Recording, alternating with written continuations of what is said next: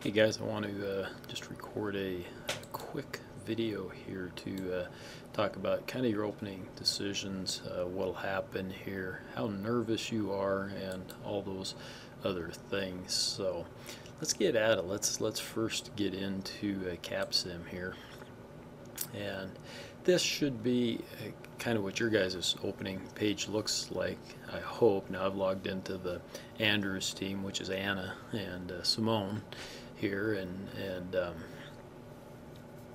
we can just take a look at it. Yours would look much the same, although obviously your names there would be different probably, unless you are Team Andrews. And what you're going to do, okay, you've done the rehearsal and whatnot, so you kind of know what decisions you're going to be making in which areas, but what you need to do then is you can come here and you can either go continue to decisions here. You can also do that up here. Okay, you could left click on that or left click on this, either one, and it's going to take you then to this screen, which says either launch the web spreadsheet or download the Excel spreadsheet. It doesn't matter which one you use. I don't care which one you use. I'm going to kind of do a couple things here. I'm going to launch the web spreadsheet, but I've already downloaded the Capstone. This is the one I prefer, is the Excel. But it's completely up to you. I kind of like the Excel one. You can do it.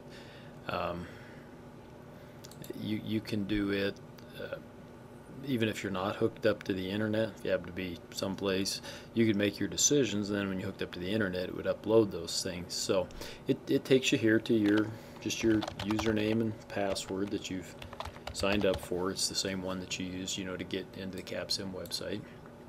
And click OK. It asks you to identify the simulation. There should only be the one. And again, click OK. You guys won't get to choose a team. I get to simply because I can choose any team, I guess. And it'll bring this up here just hopefully momentarily. The message disappears. And there we go. Okay. You can sure use the coach. I think the coach will stick around for a while if you want to, or you can cancel it. And then you do have to click the add-ins, right? And then that's what brings up the menu. Students oftentimes get used to these icons. My eyes aren't good enough to see them, and so I come up and I can barely read these because it is rather small print, but I can come up and I can see these, and I like to use these then. So if decisions, for example, then if I want to jump into my R&D decisions, there I go. Okay, I can start making decisions. I can only make decisions in the green cells, right? Okay, so I could add, I can change MTBF's performance size, I can do those types of things. I can't make decisions over here in the white. Okay, and it's going to tell me, the impact that my decisions will have. This is what's kind of cool. If I change one of these, the performance or size, it'll make a new purple one down here. That'll show me where it's going to move to. Okay, that's at the end of this year. Okay, so remember, we're going to be playing for next year. So if I move, for example, Adam out to here, okay, that's at the end of this year. And so it's going to start at the very front at the beginning of next year, but it's going to end up at the end of next year somewhere back here. Okay, you may want to move Adam out here if you can.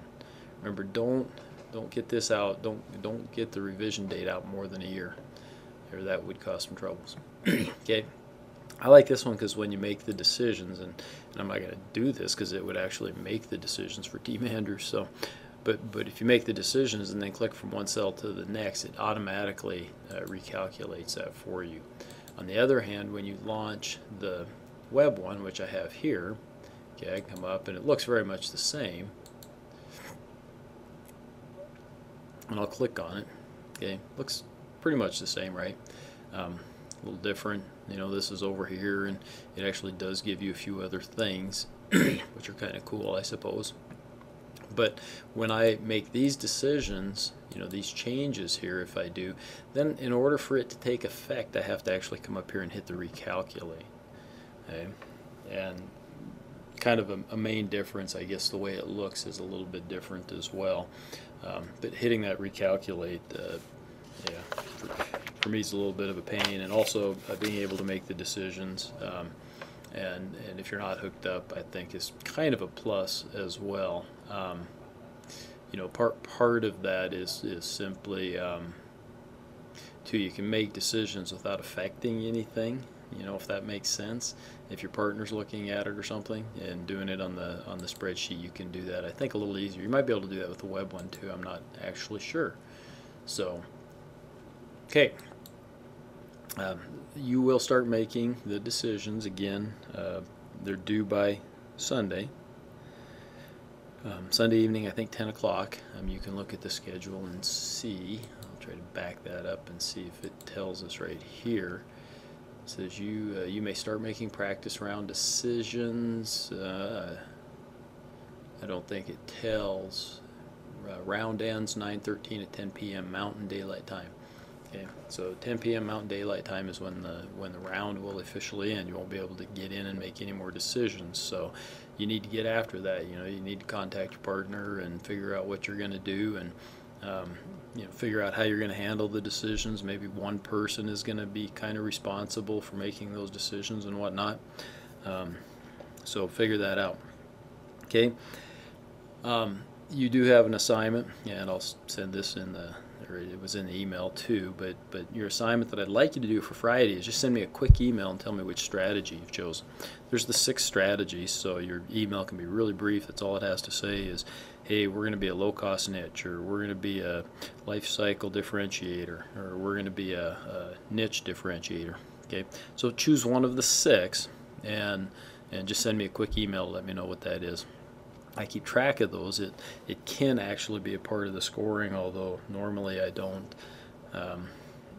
Normally I don't penalize teams even if they're not quite following their strategy as closely as I would like. So that said, what I want to talk about briefly on the strategy is simply this. Choose your strategy, study it, understand it. Okay, make your decisions that go along with that strategy. And I'll say this 100 times maybe before the end of the semester, but the team or teams that most boldly pursue their strategy, not recklessly, but boldly pursue their strategy, those teams will be the most successful. That's just about always the case. Okay, and what do I mean by boldly? Some students erroneously maybe think that means to make a whole bunch of product, right? You produce a bunch. Well, that's usually almost always not the key at the start of the game, for sure, because you almost always end up with too much inventory then, right?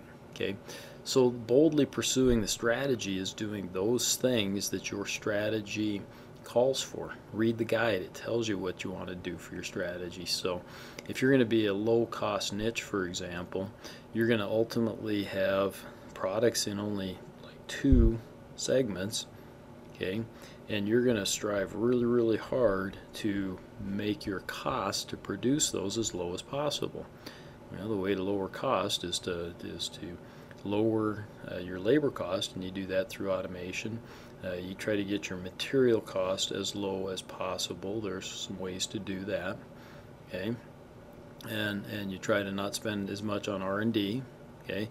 You might spend a decent amount on advertising. So, you know, you follow those rules, and if you're a broad differentiator, well, you want to try to move all your products to, or so that they'll pass through the ideal spot, you know, each year. And so you want to be bold in pursuing that particular part of your strategy, okay? And so that's what I mean by being bold, is the teams that really do that and do a good job of that, they'll find that they'll get higher contribution margins, okay? And ultimately then be able to sell their product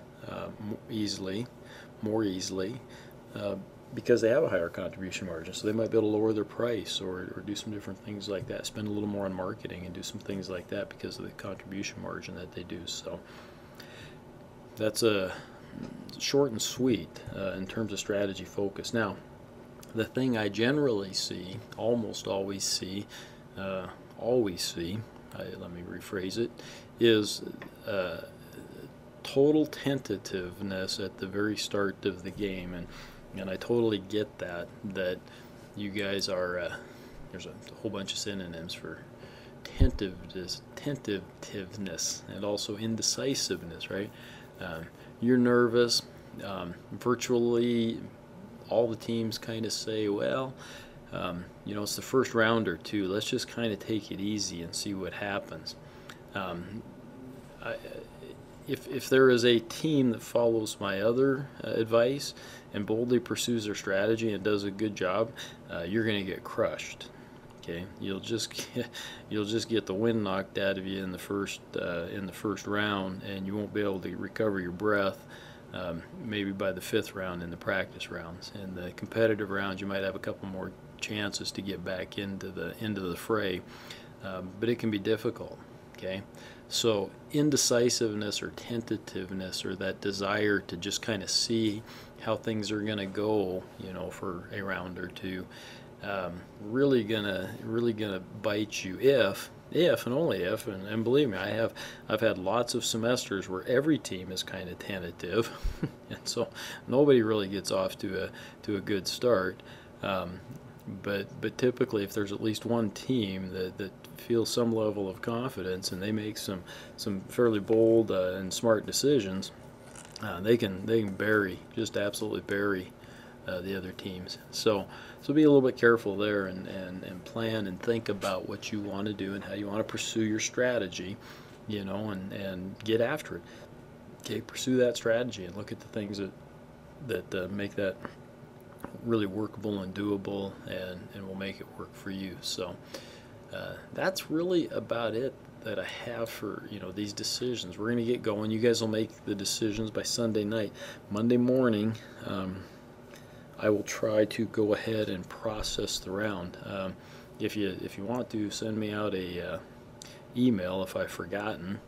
I find that early on students maybe are as forgetful as I am, but as the class goes on, they seem to have an interest in seeing how they performed in the just finished round, and so I'm oftentimes getting reminded by the students that I need to process the round. So I'm happy to do that.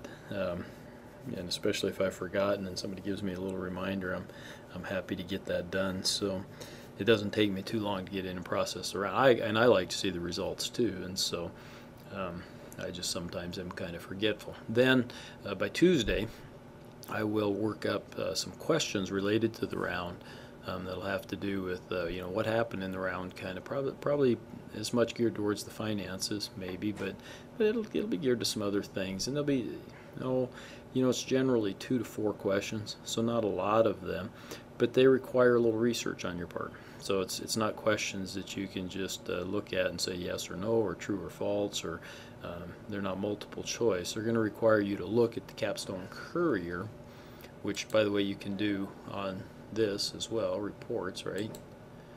And the Courier is basically, any of these, or you can go one at a time. There's the front page or the first page, and I can go to the second page. So it will definitely require that you do some research. That's kind of the focus. Is I really want to get you looking at these the financial statements and the other reports that you get, because they're while this is a simulation, it's really a fairly close approximation to information that you get in the real world that helps you make decisions, if you're in business for yourself or working for somebody in a position to make those types of decisions. So that's what the questions will focus around. Students generally find them to be kind of difficult, so kind of be prepared for that, and kind of like I said, the teams that are bold and pursue their strategy boldly usually are successful.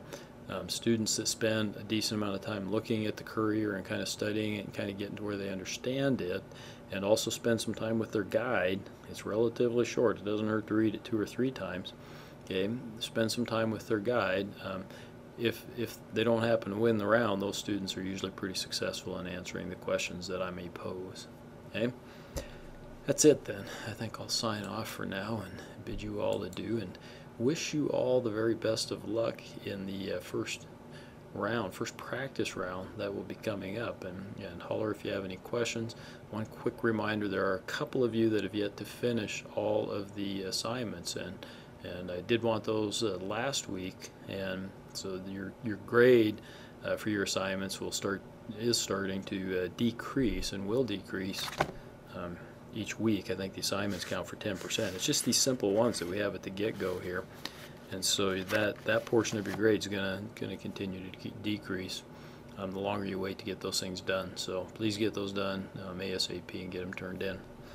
Thanks. We'll talk to you next week.